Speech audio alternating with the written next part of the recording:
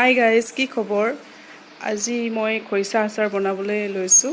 এয়া এটা বাঁহ গাজ মই ধুনীয়াকৈ মিহিকৈ কুটি লৈছোঁ। ইয়াত মই অকণমান নিমখ আৰু অলপমান হালধি লৈছোঁ।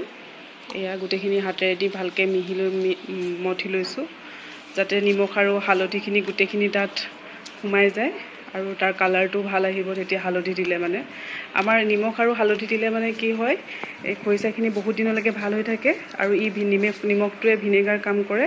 এটা মই ডাঙৰ টিফিনৰ বাতি লৈছোঁ, ইয়াতে গোটেইখিনি ভৰাই লৈছোঁ। এয়া গোটেইখিনি খৰিচা এনেকৈ ভৰাই লৈছোঁ। খৰিচা মানে কি, বাঁহৰ যিটো আগ থাকে তাক আমি বাঁহগাজ বুলি কওঁ, আৰু সেইটোকে আমি খৰিচা পিছত যেতিয়া আচাৰ হৈ যায় তাক আমি খৰিচা বুলি কওঁ, খৰিচা আচাৰ বুলি কওঁ। এই গোটেইখিনি মই এটা ডাঙৰ ষ্টীলৰ টিফিনত ভৰাই ল'লোঁ আৰু মই 3 দিনৰ কাৰণে এইখিনি এনেকৈ থৈ দিম আৰু ইয়াৰ কাভাৰখন মাৰি দিম টিফিনত। 3 দিন এনেকৈ ভৰাই থৈ দিম। 3 দিনৰ পিছত মই আকৌ চেক কৰিম। এয়া 3 দিন মই এনেকৈ থৈ দিম। আজি 3 দিন হৈছে। মই বাঁহগাজখিনি চাইছোঁ, এনেকুৱা হৈ আছে। এয়া গোটেইখিনি ধুনীয়াকৈ নিমখ হালধি সোমাই গ'ল ইয়াত।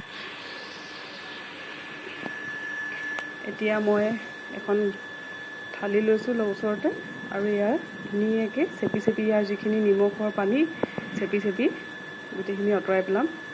ইয়াৰ গোটেই নিমখৰ পানীখিনি মই ইয়াৰ পৰা আঁতৰাই দিছোঁ।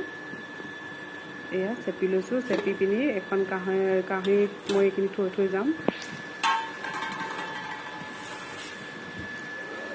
নিমখৰ পানীখিনি এনেকৈ চেপি লৈছোঁ।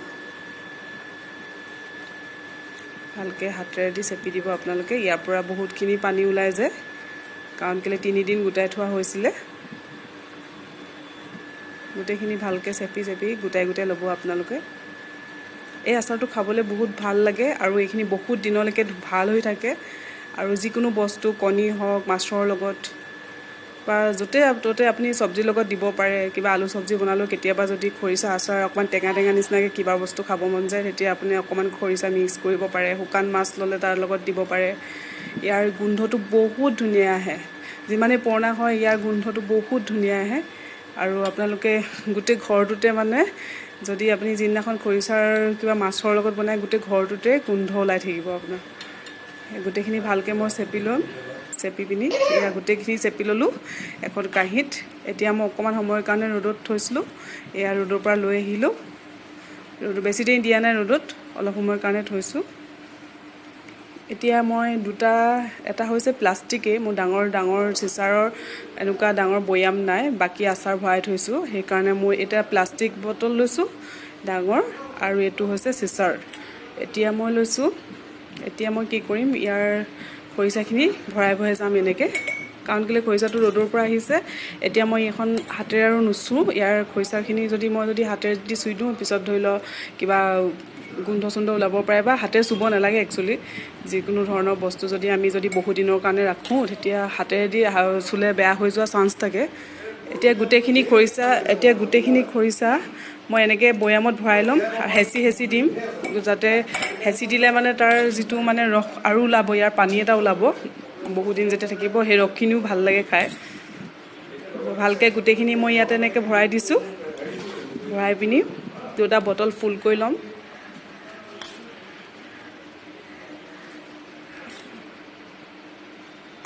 এয়া গোটেইখিনি মোৰ ভৰোৱা হৈ গৈছে।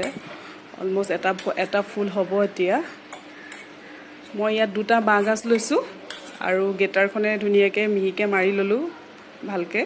আপোনালোকে যদি বিচাৰে, অকণমান ডাঙৰকৈ কিছুমান পিচ আছে, আপোনালোকে যদি ভাবে আৰু মিহি কৰিব বিচাৰে, তেনেহ'লে আৰু মিহিকৈ ল'ব পাৰে, মিক্সিটো দিব পাৰে। যদি আপুনি মিক্সাৰ গ্ৰাইণ্ডাৰত দি পিনি ধুনীয়াকৈ পিহি ল'ব পাৰে। 2টা ফুল হৈ গ'ল মোৰ।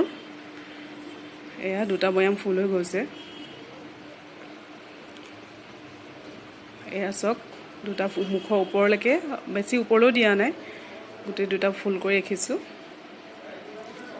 এতিয়া মোৰ ঘৰতে অলপমান আচাৰ, মানে জলকীয়া আচাৰ বুলি ক'ব পাৰি। মই এনেই জলকীয়া কেইটামান ৰ'দত দি পিনি মিঠাতেল অলপ দি থৈ দিছিলোঁ। এইটো হৈছে নৰ্মেল জলকীয়া, যিবোৰ কয় জাতি জলকীয়া বুলি কয়, এই বজাৰতে পোৱা যায়। সেই জলকীয়াটো এনেই ভৰাই থৈছিলোঁ। এতিয়া মই কি কৰিম, ইয়াৰে জলকীয়া অলপমান তেল তাত ঢালি দিম, অলপমান ইয়াত খৰিচাখিনিত জলকীয়া অলপ জ্বলা হ'বৰ কাৰণে। এতিয়া মই ইয়াৰ অলপমান তেল এই খৰিচাখিনিত ঢালি দিম, কিন্তু জ্বলাটো দৰকাৰ, আমি যিহেতু জ্বলা খাই ভাল পাওঁ সেইকাৰণে জ্বলা হ'লে ভাল লাগে আচাৰটো। আপোনালোকে যদি বেছি জ্বলা দিব বিচাৰে দিব পাৰে, কাৰণ কেলৈ মোৰ কেতিয়াবা মোৰ ছোৱালীজনীও আচাৰ খায়, সেইকাৰণে মই বেছি জ্বলা দিয়া নাই। আপোনালোকে ইয়াতে বি জলকীয়া কাটি কাটি আচাৰত থোৱা বি জলকীয়াও দিব পাৰে বা কেঁচাকৈও ভৰাই দিব পাৰে, বেয়া নহয়। কেঁচাকৈ যদি আপুনি জলকীয়াটো সৰুকৈ কাটি যদি বি জলকীয়াটো ভৰাই দিয়ে তেতিয়াও ভাল হয়। আৰু এতিয়া মই এইখিনি যে নিমখৰ পানী চেপিছিলোঁ তাৰ ৰসখিনি আছে, ইয়াত অলপ অলপ ঢালি দিম মই বৈয়ামকেইটাত। গোটেইখিনি পানী মই এনেকৈ ঢালি দিছোঁ, ওপৰলৈকে দি দিম। এই ৰসখিনি তাত যিখিনি খৰিচা আছে যেতিয়ালৈকে ৰ'দত দি থাকিম মাজে মাজে, তেতিয়া ইয়াৰ ৰসটো সোমাই থাকিব আৰু আচাৰখিনি সদায় ভিনেগাৰৰ কাম কৰিব। আচাৰখিনি সদায় মোৰ ভাল হৈ থাকিব, যিমান পুৰণা হওক, এবছৰ হওক বা দুবছৰো কেতিয়াবা চলি যায়। কিন্তু আমাৰ ঘৰত নচলে, আমাৰ ঘৰত বহুত জল্দি খৰিচা আচাৰ খাই চবেই ভাল পায়, সোনকালে শেষ হৈ যায়। এয়া মই গোটেই অলপ অলপ ফুলকৈ মানে ওপৰলৈকে ইয়াৰ পানীখিনি ভৰাই দিছোঁ, নিমখ হালধিৰ পানীখিনি। এতিয়া মই কাভাৰ কৰি দিম। এয়া চাওক, দুটা বৈয়াম আচাৰ ৰেডি হৈ গ'ল। আৰু চবেই হ'লেও ভাবে খৰিচা আচাৰটো বহুত দিগদাৰ বনাবলৈ, কাটিবলৈ দিগদাৰ, কিন্তু ইমান ডাঙৰ কথা নহয়। খৰিচা আচাৰখিনি আপুনি ভালকৈ বাঁহগাজটো গুচাই মেলি এনেকৈ লৈ পিনি আৰু গ্ৰেটাৰত বা মিক্সিত ভৰাই দিলে আপোনাৰ আচাৰ জল্দি তৈয়াৰ হৈ যাব। এতিয়া মই ইয়াৰ কাভাৰখন লগাই দিওঁ আৰু মই এইখিনি মাজে মাজে ৰ'দত দি থাকিম। ৰ'দত দি থাকিলে আৰু কাভাৰটো অকণমান ঢিলা কৰি দিম, যিহেতু ৰ'দত দিয়া সময়ত মই কাভাৰখন অকণমান খুলি দিম ঢিলাকৈ আৰু ৰ'দত দি থাকিম।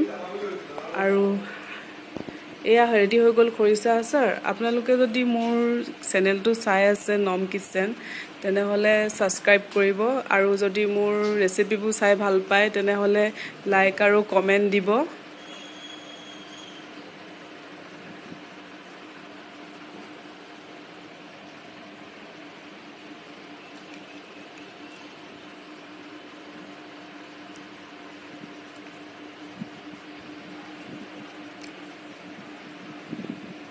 আপোনালোকে এইখিনি এতিয়াৰ পৰাই ষ্টাৰ্ট কৰিব পাৰে।